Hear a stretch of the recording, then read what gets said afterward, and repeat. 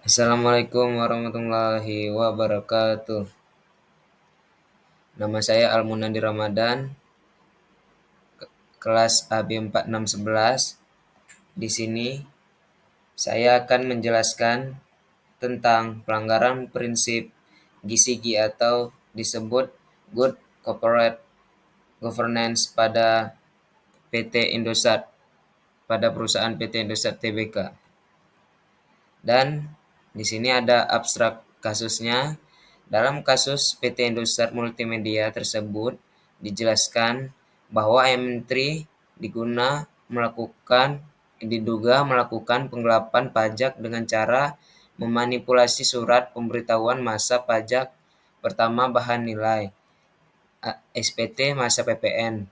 Pihak manajemen berkonspirasi dengan para pejabat tinggi negara dan otoritas terkait dalam melakukan penipuan akuntansi, dan manajemen juga melakukan konspirasi dengan auditor dari kantor akuntan publik dalam melakukan manipulasi laba yang menguntungkan dirinya dan korporasi sehingga banyak merugikan pihak dan pemerintah.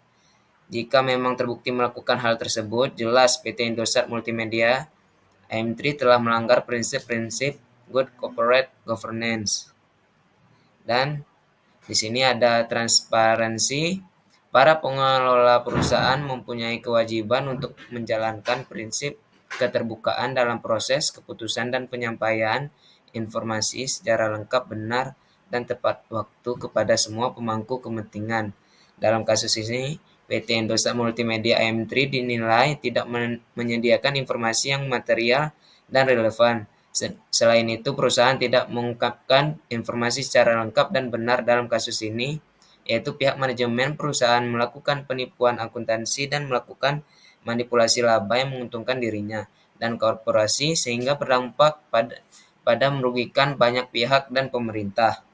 Dan di sini ada accountability. Para pengelola perusahaan berkewajiban untuk membina sistem akuntansi yang efektif untuk menghasilkan laporan keuangan yang dapat dipercaya. Dalam kasus ini, PT Indosat Multimedia M3 tidak dapat mempertanggungjawabkan kinerjanya secara transparan dan wajar. Pihak manajemen perusahaan melakukan manipulasi laba dan melakukan penggelapan pajak dengan cara memanipulasi surat pemberitahuan masa pajak pertambahan nilai SPT masa PPN ke kantor pajak. PT Indosat Multimedia AM3 tidak memperdulikan kepentingan pemegang saham dan pemangku kepentingan lain, sehingga tidak dapat terciptanya kinerja yang berkesinambungan dalam perusahaan. Dan dari responsibility-nya, PT Indosat Multimedia M3 tidak mematuhi peraturan perundang-undangan dalam hal melakukan manipulasi laba dan penggelapan pajak yang dilakukan oleh pihak manajemen yang bekerja sama dengan para pejabat tinggi, otoritas terkait, dan auditor dari akuntan publik.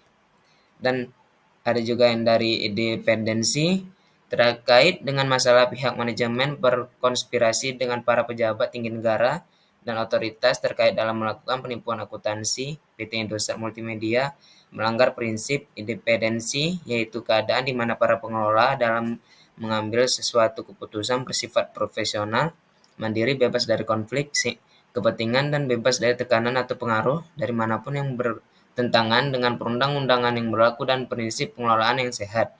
Dalam hal ini, PT Indosat Multimedia M3 tidak dikelola secara independen, terpengaruh atas suatu kepentingan tertentu, dan memiliki perbedaan kepentingan sehingga dapat terlihat adanya kinerja buruk dari perusahaan yang merugikan para penanam modal dan pemerintah.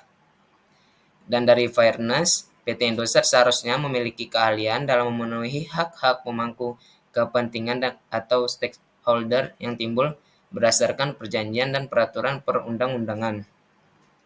Dan di sini saya dapat mengambil kesimpulan. Kesimpulan yang bisa saya ambil dari kasus PT Indosat adalah bahwa kita tahu betapa masih kurangnya sikap penerapan GCG atau GCG dalam perusahaan di Indonesia, dan ini akan sangat berdampak buruk dari setiap sisi dalam perusahaan.